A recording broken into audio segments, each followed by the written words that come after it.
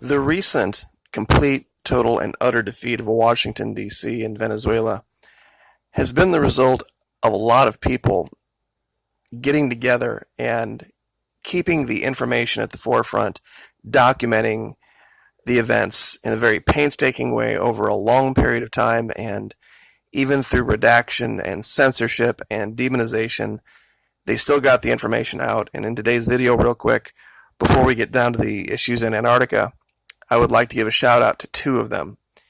This is Anya Parampil on the left. I think I might have mentioned her once or twice before. But on the right is Diego Sequeira. And they have put together, I can't even think of the right adjective to describe how good this piece of journalism is. It talks about this guy named Carlos Vecchio, and he is a random guy named Juan's number one boy in D.C. And his history is not one of this poor, put upon sufferer of injustices under Nicolas Maduro and Hugo Chavez. Quite the opposite. Yale educated. His father was a member of the COPEI, C-O-P-E-I party. I could do an hour-long video for you guys just on this one article and the information in it. Of course, since we can't put we can't put links to external websites in the YouTube description box anymore, we have to put them down in the pinned comments. So that's where you'll find links if there are ever any. This guy, I tell you what, historians are going to look back at this and use it as a template, as a playbook of how to defeat authoritarian governments. Because DC's defeat has been epic at every turn. They have failed and failed miserably to do this. This is why I've said before, Venezuela is not Iran, and the people of South America are not what you think.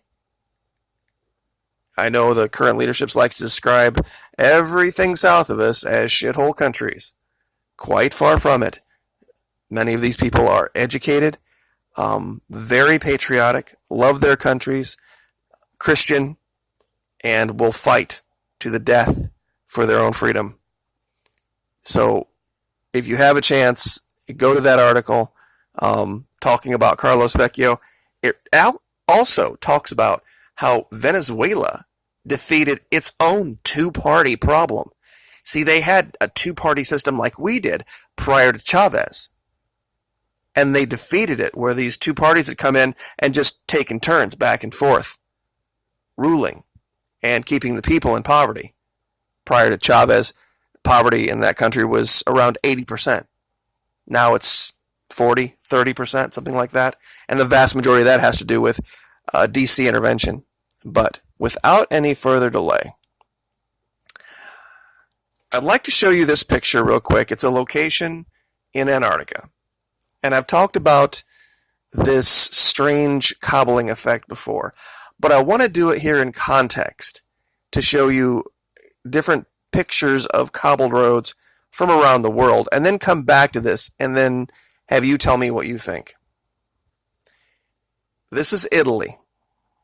This is a man-made cobbled street. This is just outside of Paris. This is actually in Boston. This is Puerto Vallarta. This one shows one that's very worn down. This one is in Spain. And this one is in Great Britain. Now, I want to go back to this. This is allegedly the result of just natural formation, no hand of man at all. If you believe what they're telling you about these results. I don't know how anyone can look at those pictures historically from around the world of how roads were made, how streets were made, how paths were made at the time, and look at these and see anything other than evidence of an ancient civilization. Somebody clearly made this, and these are all over. If you go down to Google Earth Pro, down to Antarctica, and you look closely, and you find these spots that are, the snow is melting away, you can see this. People have said, oh, it's just volcanoes. Wrong. No, I'm sorry. This is not. I've seen what they're talking about that looks like this. That's not this. And this area is very close in proximity to another area that, to my mind, is the single greatest evidence for there being some type of an ancient civilization down here. And we've talked about this before. I called them cobbled pictures on a hillside. You have 4 or 5 very distinct images in the snow that, let me zoom in here a little bit, that for them to be in this kind of proximity and look as they do, the chances of this just being a random snow melt, I'm sorry, it just wouldn't be the case. You have a person that looks like they are kneeling and praying. Let me see if I can move this over and zoom it in.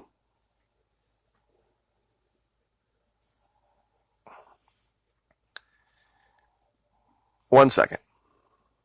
Okay, there we go.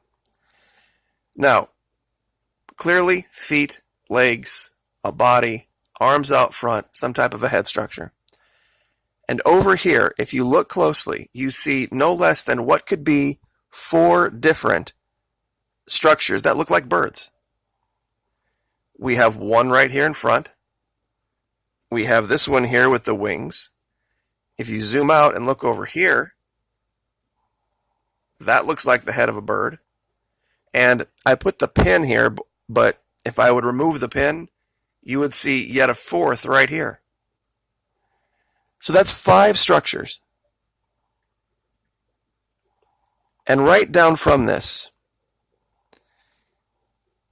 I want you to look at the equidistant spacing of the straight lines here.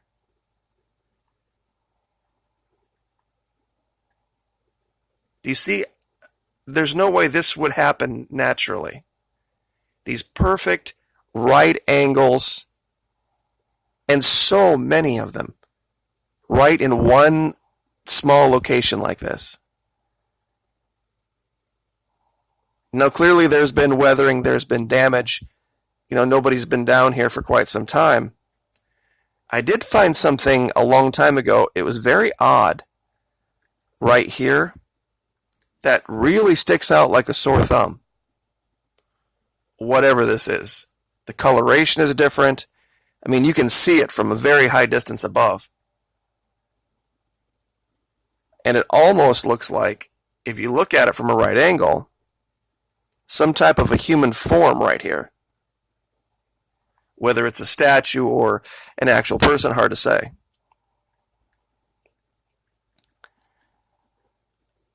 But when looked at from helicopter plane level, this is pretty clear. Another person had mentioned when I talked about this before, you could almost see an image here of what looks like maybe a bird taking off.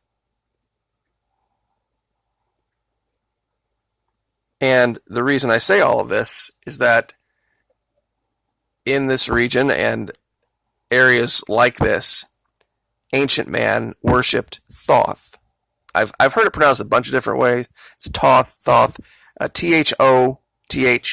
basically is how it's pronounced. An Egyptian god, god of knowledge, god of wisdom.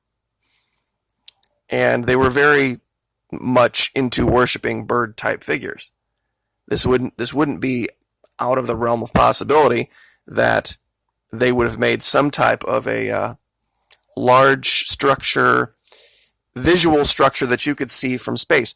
Where else do we see this? We see this in South America. The Atacama, the high desert, all of the pictographs that you could only see if you were high above.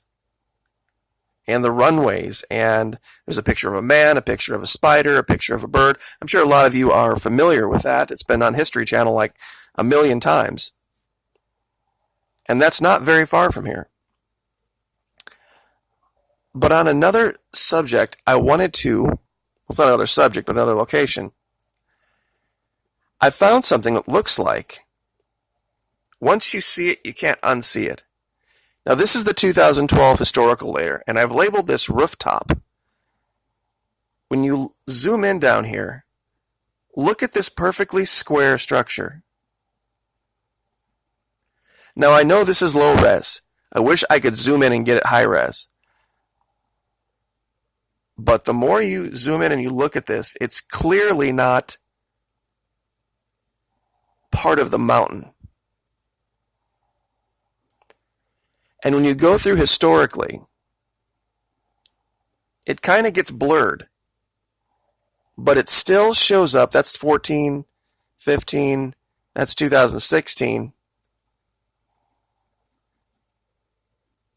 I think it was really after 2012 that Google Earth realized that in some of their imagery, there might be things that could be found.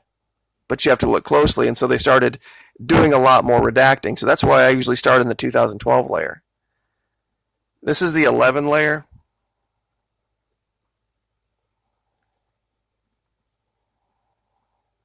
Once again, and going all the way back here to this is 2008. Something is there. Now, I've brought up and I've clicked the boxes here that say borders and places and global awareness and all that kind of stuff to see if it's really some structure that we've built, which wouldn't be out of the ordinary. It's just a nondescript square building. But as you continue to zoom out, this is something you don't have to be zoomed in to really see that sticks out. And the last place I'll go is just right around the corner from this. And I have this on the 2011 layer. It was this one here that I wanted to show. Clearly this is a pyramid. Because you can show it. This is the 13. Let's see. Okay, so there's 14. Let's go back historically. 2004. This is the 14 picture. 13. 12. It's a little bit more covered up. 11. 10. This is 9. You notice how it just continues to hold that perfect triangular shape on the top. 7. 6. 2005. And that's the hallmark of finding a lot of the stuff down here. Is to find something that over many, many years just doesn't change. And when you usually find one structure like this, you'll find a bunch in that region. I'm continuing to look at this particular region, so there'll be more. But to my mind, there is just no mistaking what this is. This is clearly evidence of not just a civilization, but an advanced one. And it's starting to more come to light now as the ice recedes and the ice melts down there. In fact, I think last year, Antarctica lost 5 times as much ice as the Arctic did. So they're probably going to continue to find things down there, and hopefully they'll reveal some of them, but we're probably going to have to look to foreign journalism, like we do with Venezuela analysis, to actually get the truth. And I guess we'll leave that there. Like, share, subscribe.